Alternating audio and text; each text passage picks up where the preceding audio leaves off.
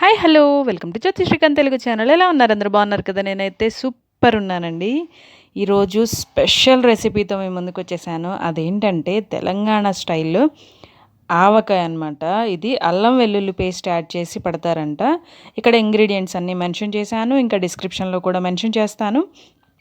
ఇంకెందుకు ఆలస్యం, ఒక్కసారి ఈ స్టైల్లో కూడా రెసిపీ ట్రై చేద్దాం, ఆవకాయ పచ్చడి. సో ఇక్కడైతే రెసిపీ ప్రాసెస్ చూసేద్దాం. ఇక్కడ 2 స్పూన్స్ పసుపు యాడ్ చేసింది, 1.5 teaspoons methi powder add చేస్తుంది, ఇంకా ఇక్కడ 1.5 టీ స్పూన్స్ ఆవపిండి యాడ్ చేస్తుంది. ఇది అక్క చేసిందండి. అక్క స్టైల్లో, తెలంగాణ స్టైల్లో ఎలా చేస్తారనేది అక్క చేసి చూపించింది. ఇక్కడ 1 కప్ ఆఫ్ చిల్లీ పౌడర్. మీరు ఏ పచ్చళ్ళకి ఏ చిల్లీ పౌడర్ అయితే వాడతారో అది వాడుకోండి. కాశ్మీరీ రెడ్ చిల్లీ పౌడర్ అయితే బాగుంటుందంట. ఇక్కడ 3/4 కప్ ఆఫ్ సాల్ట్ యాడ్ చేస్తుంది. అంటే 3/4 కన్నా కొంచెం ఎక్కువే తీసుకుంది అక్క వాళ్ళు కొంచెం సాల్ట్ ఎక్కువ తింటారు, సో అందుకనే కొంచెం ఎక్కువ తీసుకుంది.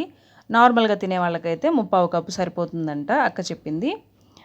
సో ఇవన్నీ బాగా మిక్స్ చేసుకోవాలి, అన్ని ముక్కలకి మంచిగా పట్టేట్టు మిక్స్ చేసుకోవాలి. అదంతా మిక్స్ చేస్తూ నా ఛానల్ని సబ్స్క్రైబ్ చేయని వాళ్ళు ఎవరైనా ఉంటే సబ్స్క్రైబ్ చేయండి. సబ్స్క్రైబ్ పక్కనే ఉన్న బెల్ ఐకాన్ ట్యాప్ చేయండి. అది ట్యాప్ చేశారంటే నేను ఏ వీడియో చేసినా మీకు నోటిఫికేషన్ వచ్చేస్తుంది. నా వీడియోస్ కనుక నచ్చినట్లయితే లైక్ చేయండి, కామెంట్ చేయండి, షేర్ చేయడం అస్సలు మర్చిపోవద్దు.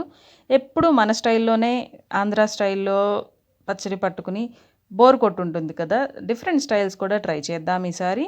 సో అందుకే అక్కని రెసిపీ అడిగాను నేను. అక్క చక్కగా వీడియో తీసి పంపించింది నాకు. చాలా అంటే చాలా టేస్టీగా ఉంటుందంటండి ఇది కూడా పచ్చడి, చాలా బాగుంటుందంట. సో అందుకే అక్క చేసి పంపించింది. ఇప్పుడైతే ఆయిల్ హీట్ చేసుకోవాలి.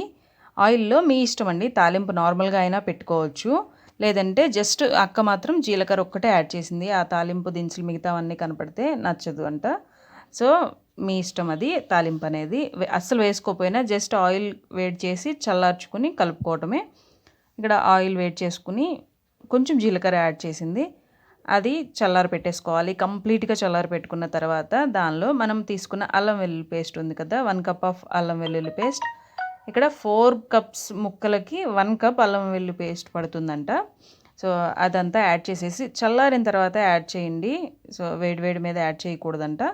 సో చల్లారిన తర్వాత అల్లం వెల్లుల్లి పేస్ట్ ఆయిల్లో వేసి మంచిగా మిక్స్ చేసుకొని ఆ ఆయిల్ని తీసుకొని మనం ముక్కల్లో కలిపేసుకుని బాగా కలుపుకోవాలి. ముక్కలకంతా మంచిగా ఫ్లేవర్ అంతా పట్టాలి కదా, బాగా ఎక్కడ పొడిగా మనం ముందు కారం కలిపి పెట్టుకున్నాం కదా, అలా పొడి ఎక్కడా లేకుండా ఆయిల్ మొత్తం ప్రతి ముక్కకి పట్టాలి.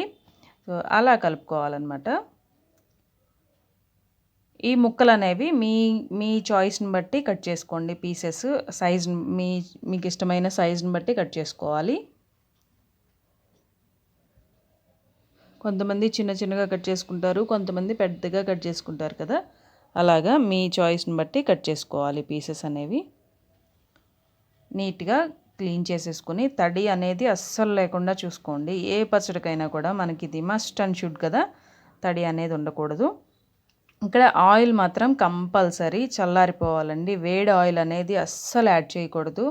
వేడి ఆయిల్ అనేది యాడ్ చేశారంటే పచ్చడి మొత్తం కొలాప్స్ అయిపోతుంది రెసిపీ అనేది. పచ్చడి అస్సలు స్పాయిల్ అయిపోతుంది. ఎందుకంటే వేడి తగిలితే మామిడికాయ మొత్తం ఎలా అయిపోతుందో మీకు ఆల్రెడీ తెలుసు చాలామందికి.